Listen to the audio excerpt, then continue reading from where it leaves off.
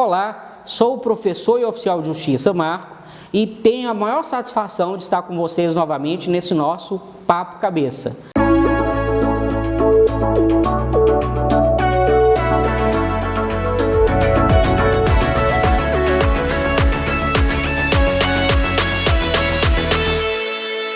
De modo especial hoje, quero conversar com vocês mulheres, a partir de algumas circunstâncias que eu constato no dia a dia de oficial de justiça, ainda trazendo uma importante inovação legislativa, vinda agora, nesses últimos dias, no dia 19 de abril de 2021.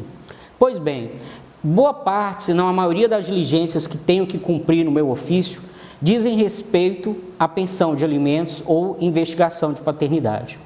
É triste perceber como ainda impera o pensamento machista, que parece que a reprobabilidade do pai que não responde às suas obrigações, ela não é tão grave, né? Os próprios pais não se sentem cobrados muitas vezes. É triste, por exemplo, você cobrar um indivíduo de um débito de R$300 ou R$400 e ainda escutar, olha, na verdade isso aí quem cobra é a mãe, porque ela quer, ela sim, usufruir desse valor, né, em vida de festa e tal.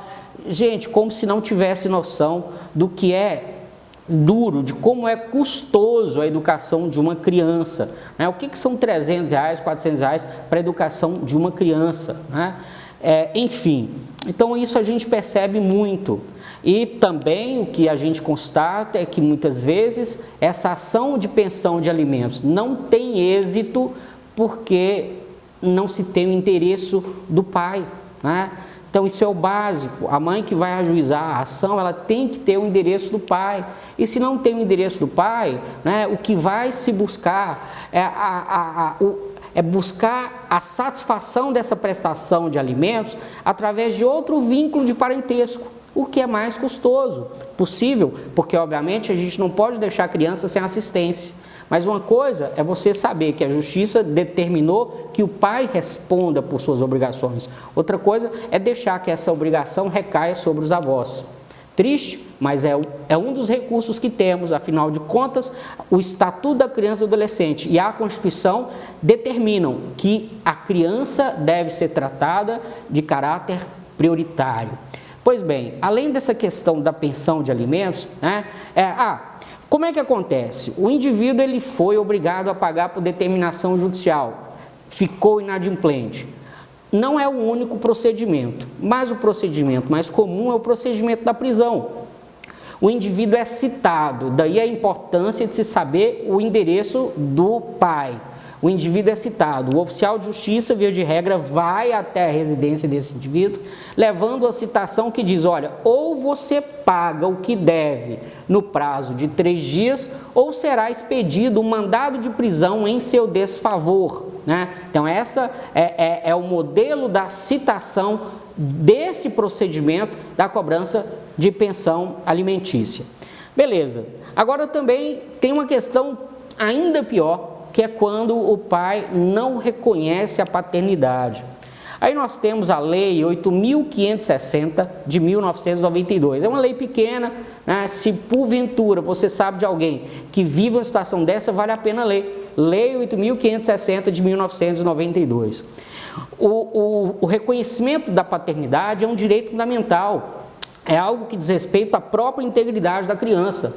Essa lei, então, cria um sistema para que o próprio Estado busque a determinação desse vínculo de paternidade. Como que acontece? Nessa Lei 8.560, no artigo 2º é dito, em registro de nascimento de menor apenas com a maternidade estabelecida, o oficial aqui, o oficial do cartório, tá? Remeterá ao juiz certidão integral do registro. Vai dizer que registrou a criança, vai dizer, conforme informação obtida da mãe no momento do registro, nome, prenome, profissão, identidade e residência desse suposto pai. Obviamente, caso esses dados não estejam todos no conhecimento da mãe, que forneça os dados possíveis. Fato é que esse pai, com base nas informações prestadas, ele será notificado, tá? Ele será notificado. O parágrafo 4º desse artigo 2º diz assim: se o suposto pai não atender essa notificação no prazo de 30 dias, a notificação judicial, se não atender essa notificação, ou então ele até atende, vem e diz apenas que não é o pai, aí é o caso, porque se ele resiste ao reconhecimento de paternidade, só tem um jeito, né? Levar a questão para a justiça. E veja, mesmo que a mãe não se mova para fazer, o próprio Ministério Público fará, porque o Ministério Público é um órgão que tem, dentre as suas competências, o zelo, a proteção dos interesses do incapaz, no caso aqui do menor. Então, o próprio Ministério Público entrará com essa ação de investigação de paternidade. Aí entra uma questão.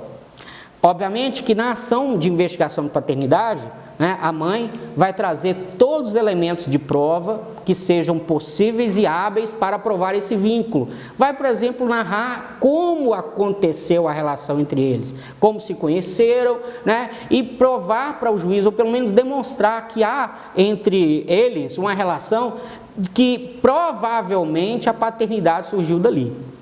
Então, aquilo tem que estar, de alguma forma, provado ali nas alegações da mãe. Beleza. E aí, se o pai se recusa a se submeter ao exame de DNA? Nós já sabemos, é do conhecimento de todos, acredito, que se o pai se recusa, a lei, essa lei 8.560 diz o que? Olha, se recusou, até que se prove o contrário, você é o pai. Então, presume-se que ele seja o pai. E a partir dessa presunção, declara-se o vínculo de paternidade que, por consequência, vai gerar a obrigação de prestar alimentos. Mas aí, nós tínhamos um problema. E se esse pai morreu? E se esse pai morreu? E se esse pai morreu? Ou então, se desse pai não se tem notícia?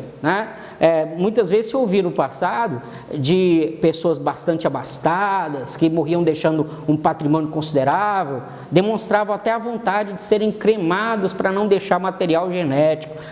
Já se ouviu falar disso. Pois bem, se esse pai morreu ou se dele não se tem notícia, acontece, inovação recente dessa lei, artigo 2º-A, parágrafo 2º, olha bem, se o suposto pai houver falecido e não existir notícia do seu paradeiro, olha bem, o juiz determinará as custas do autor da ação, esse exame vai ser, a princípio, pago pelo autor da ação. No caso, normalmente, o autor da ação é a mãe, que representa o menor na busca do reconhecimento do vínculo de paternidade. A realização do exame do DNA, da comparação do código genético. Em quem? Em parentes consanguíneos. O indivíduo morreu, o indivíduo sumiu, mas eu quero o reconhecimento do vínculo de paternidade. A lei agora diz que pode-se colher material genético de parentes consanguíneos, dos avós, dos irmãos. Aí vem, e se houver recusa? Aqui é a inovação. Por essa lei, pela inovação sofrida em recente alteração, no dia 19 de abril de 2021, se houver recusa por parte desses parentes, assim como aconteceu com o pai, também aqui se presumirá a paternidade. Se os parentes consanguíneos se recusarem a se submeter ao exame DNA, o vínculo de paternidade estará presumido. Então, por exemplo, essa pessoa que busca esse reconhecimento do vínculo, a partir dessa presunção, se o indivíduo tiver morrido, pode se habilitar como herdeiro no processo de sucessão. Mas é isso. Espero que esse nosso bate-papo tenha trazido algumas informações importantes e pode ajudar alguém que me escuta, alguém que me assiste, Mas é isso. Um abraço, fiquem com Deus, um beijo e um queijo e até o nosso próximo Papo Cabeça.